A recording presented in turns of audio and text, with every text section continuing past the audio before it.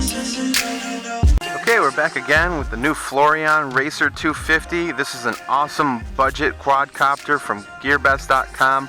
Want to say thanks again to them for sending this out to me for review. Comes with the FlySky FS i6 transmitter, and you get an FPV screen as well, so it's a really nice all-in-one package that might be just kind of one of the best packages out there right now for what you're getting. Everything ready to go. You don't have to get an FPV monitor, you don't have to get a transmitter, everything's bind and fly, ready to fly. So this is going to be our flight impressions. We're going to go ahead and get it up and see how this thing flies. Today's flight's going to focus on how the stability works and how everything just kind of comes together. So this is going to be on a 3S LiPo along with a NAS 32 flight controller and 20 amp ESCs. So this is supposed to be a little bit nicer package than, you know, if you're looking at the Eachine Racer. They look the same, but those two differences you know, are going to provide a little bit different flight experience and a little bit more options to kind of upgrade. You know, if you want to go to a tri-blade prop, if you want to go to a 4-cell battery, this is going to be able to handle those. So, but today we're just going to focus on what our initial impressions are with the stock setup, everything completely stock, see how this thing flies, see what kind of punch out we got. Let's go ahead and take it up. First thing we want to do is turn on our quadcopter, make sure all of our switches are up, turn our transmitter on, and we should be bound. This is going to be our rate switch. These other switches are going to be in use for this function. Your high is going to be stable, middle is going to be your horizon mode, and down is going to be full acro. So we're going to stay in horizon mode for this flight and see how it is for a beginner, because I think that this is a really nice beginner setup. So that's what I'm going to focus on, is how it flies for a beginner with everything ready to go. So let's go ahead and take it up here. We're going to unlock the motors by pressing that down and to the right. Let's go ahead and take it up. Really bright LEDs on this one. We have a bit of a breeze today from my right, but so far very stable, handling the wind pretty decently. I've flown this one just a couple of times yet, kind of get used to it, but very smooth quad. Our rolls, definitely see the winds pushing it out a little bit, but the sticks are very sensitive. Our thresholds for our input is very minimal. So what I mean by that is the little bit of motion is really going to move this quadcopter quite a bit. You don't have to give it full roll or pitch on this stick to get it really moving around. So we're fighting the wind a little bit, but it seems to be handling it pretty nicely. So far, in stable mode, very smooth. I think this would be an easy transition. Now, I don't recommend this as a beginner quadcopter, but someone who's had some experience with some quadcopters, with some toy grades, maybe with even a brushless, and you're looking for a racer, this looks like a pretty nice option to get something a little bit more powerful, a little bit more punch, a little bit more experience with this one. So let's go ahead and see what full punch out's like, because that's what we all like, and at least that's what I like to watch, see how quick these things are. So we're going to give it full punch out. 1, 2, 3. Always feels good. Nice, quick. You know, it's not a 4S racer, but that'll get your heart pumping, especially if you're a beginner and this is one of your first racers. I think this is a nice option here. Wow, that's good power. That's really decent power for 4S. You know, I'm not a professional racer on these quadcopters. I like to fly them around for fun, and just kind of whip them around. And this thing is pretty nice. Wow, good power. Really decent power on this one. And you can see today we're at the soccer field. You really want to fly something like this in a big open field. I normally do a lot of my reviews by my house, but in this case, you know, unfamiliarity with this quadcopter, you want to make sure you have plenty of space to fly. You don't fly around people. This has got some really nice power I like this so far.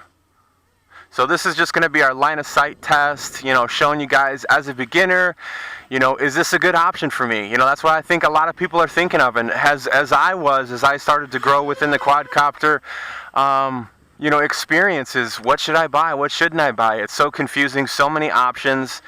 You know, if you're looking for a ready to fly, and that's what I really like about this, because most of us, you know, as beginners don't even know how to bind a quadcopter, let alone figure out what we need to buy as far as a receiver and all that good stuff. And this is a nice option where you can, you know, everything is going to come in the box ready to go. Your battery, your charger, your quad, your transmitter, your FPV screen. It's a nice package. The only down I have on this package is the FPV screen charger. So the charging option is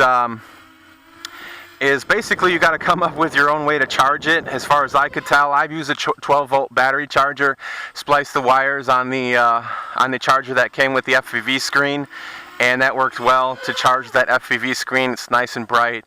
So that's the only downer on that, you know, as far as ready to fly capabilities. And the second thing was instructions. The instructions on this quadcopter are just terrible.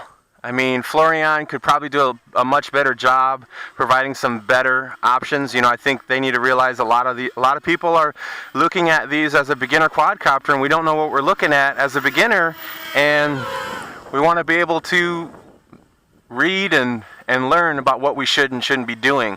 So that's another down for me, is they could really use some help on that manual. But you know, it is, if you have some familiarity with quadcopters, it's pretty self-explanatory if you know how to put them together and you know which way the props are. But you know, that's even just simply something like that, showing you where to put the props. It just doesn't do it. So so far, really like the way this thing's flying. Very punchy, very sporty. I like this quadcopter. Very smooth. Just a little getting used to the stick input. But so far, as a ready to fly option, it's hard to beat. You know, I think they've got these right around 200.5 or so right now, and it's pretty awesome. So I'm gonna go ahead and put it in mix rate and see if we can do a flip here. Pretty awesome.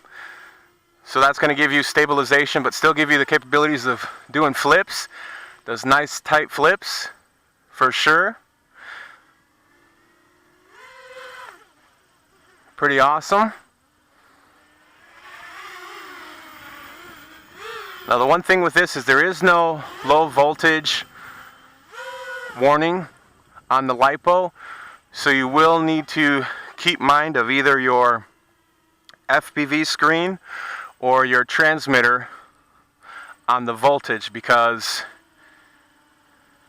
there is no low voltage warning on this. It's just going to fall out of the sky, so make sure you pay attention to what's going on. See if we can do one more flip, and then we'll bring it down. Put it back in stable mode. But very smooth flyer. I like it a lot. I like the smiley face design on the front. I think that's pretty sweet. LEDs super bright, very smooth flyer. Man, this is just a good package. I almost wish I would have started maybe with this package before I got my Walkera, you know, just because it's a lot more money, and this is a lot easier to handle as a beginner. I remember flying my Walkera, my hands were shaking, I was so nervous. But this is nice. This is a nice balanced power. It's not too much power. We can definitely tell we're getting low voltage here, losing power. Nice balanced power. But very quick when you want it to be, and smooth when you need to. Very you know, sensitive on the sticks, and I know there is ways that you can customize, you know, the way that your transmitter is going to affect your craft, and you can go into the settings and change some things, and of course you can plug it into the computer and change those types of things. But for us beginners, we don't know how to do that stuff, and we want something ready to fly. I think this is a nice option. I like the design. I like the carbon fiber style body here up top, along with they kind of like a glass section here on the bottom where that's basically your whole board, so you want to make sure you don't ruin that board, because you know that's probably a little bit of a downfall. If you crack that board, you're going to lose your connection, have to replace that board, and then you have your nice isolator. But anyways, I really like it. If you guys have any questions or comments, let me know. Hit me up below. I appreciate you guys watching, as always. Give me a thumbs up if you like it, and please subscribe to my channel. We'll see you on the next one.